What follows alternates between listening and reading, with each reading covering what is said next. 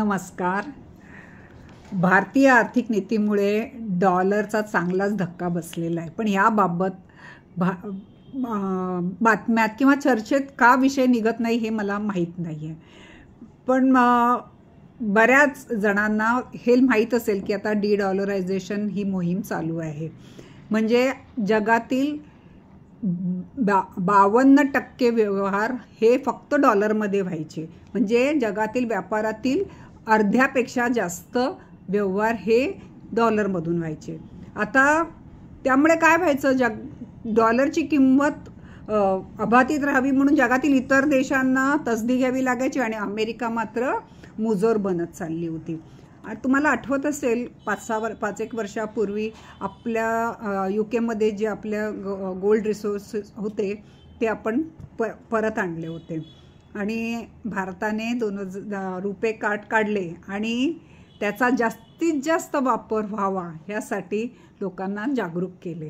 ह्या रुपे कार्डमुळे काय झालं की जे व्हिसा कार्ड आणि मास्टर कार्ड ह्यांचा वापर कमी होऊ लागला. आणि आता तुम्हाला माहीतच असेल, नेपाळ, भूतान अशा एकूण 18 देशांबरोबर भारत जे व्यवहार करतो त्यावेळेला भारतीय रुपयांचाच वापर केला जातो आणि त्यामुळे भारताचा रुपया दिवसेंदिवस बळकट होत चालला आहे.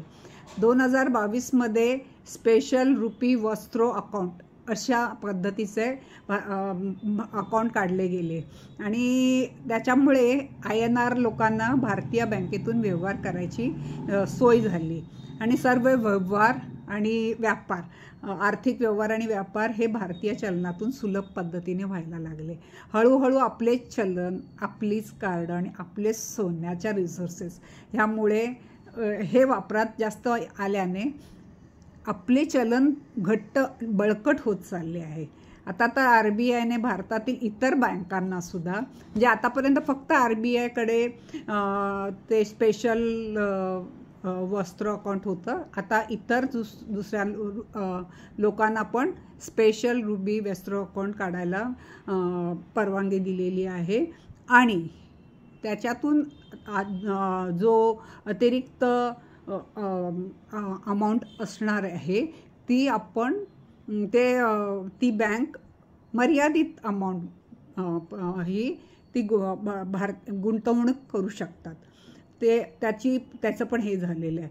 आता RBIने इतरांना रुपयामध्ये कर्जाऊ रक्कम देण्याची पण सोय केलेली आहे. त्यामुळे आंतरराष्ट्रीय व्यवहारात जास्तीत जास्त भारतीय चलनाचा वापर होऊ लागला आहे. बघा, अशा वेगवेगळ्या पद्धतीने 2008 पासून इतर बँकांना सुद्धा SRVA अकाउंट काढायला मुभा दिलेली आहे आणि त्यातील जास्त रकमेची, अतिरिक्त रकमेची शासकीय प्रकल्पात गुंतवणूक करता येईल असंही सांगितलं आहे.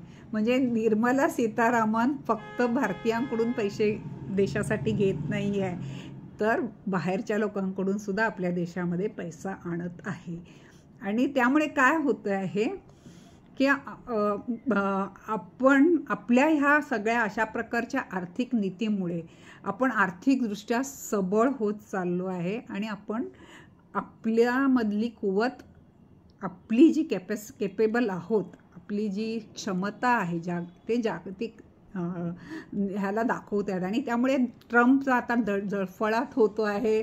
त्यांनी सगळ्या प्रकारचं टेरिफचं सगळा हे गोंधळ केलेला आहे, पण त्याला कुठल्याही ह्याला आपलं सरकार जराही डळमळीत न होता आपल्या भारताची आर्थिक स्थिती आणि आपल्या भारतातील जनतेला जास्तीत जास्त उपयोगी येईल अशाच पद्धतीची नीती भारतीय सरकार घेत आहे.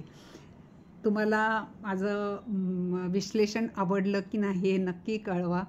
मी पण खूप प्रयत्न करून ह्या गोष्टी शिकून घेते, कळून घेते, 4-5 ठिकाणी वाचून घेते, टॅली करून बघते आणि मगच याबद्दल सांगते. कारण मधल्या काळामध्ये जरी मी कॉमर्सची स्टुडंट असली तरी मधल्या काळात पूर्णपणे कॉमर्स बंद झालं होतं.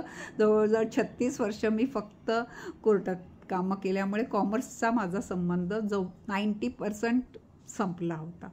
तर आता हे नव्याने पुन्हा शिकताना थोडंसं मजाही येते, आनंदही होतो आहे.